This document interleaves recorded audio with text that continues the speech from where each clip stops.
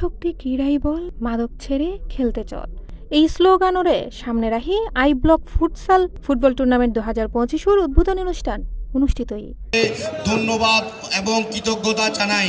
নভেম্বরের 25 তারিখ মঙ্গলবার হালিশহর আই ব্লক গরিবে নেওয়াজ উচ্চ বিদ্যালয়ের মাঠত উৎসবমুখর আয়োজনের মধ্য দিয়ে টুর্নামেন্টের পতাকা উঠে। স্থানীয় ক্রীড়াবিদ, খেলোয়াড়, সংগঠক ও এলাকাবাসীর উপস্থিতিতে পুরো মাঠত তৈরি হয় উৎসবের পরিবেশ।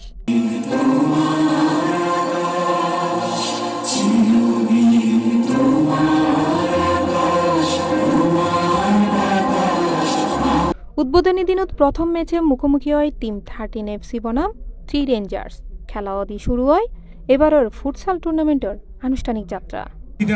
আমি সবার নাম মেনশন করতে পারছি না, সবাইকে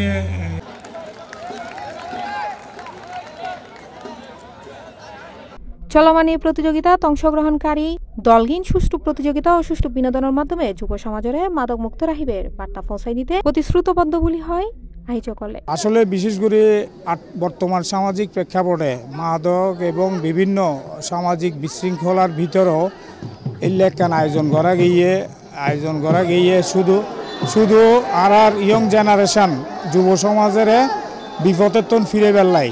আমাদের আশা হচ্ছে আমাদের আই ব্লকের যে সমাজ পরিষদ আছে সবাই মিলে আমরা একটা মিলবন্ধন তৈরি করব। আশা করি এই খেলার মাধ্যমে মাদক থেকে ছেলে মেয়ে যারা আছে সবাই দূরে থাকবে। সমাজ কল্যাণ পরিষদের যে লাইনওয়ারি যারা এখানে টিম দিয়েছেন, আশা করি আপনারা সুশৃঙ্খলভাবে শুরু করেছেন, সুশৃঙ্খলভাবে এই টুর্নামেন্টটা শেষ করবেন।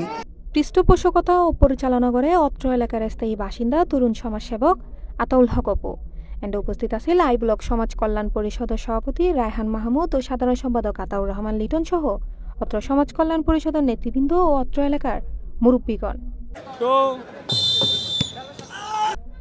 C plus TV, Chittagong.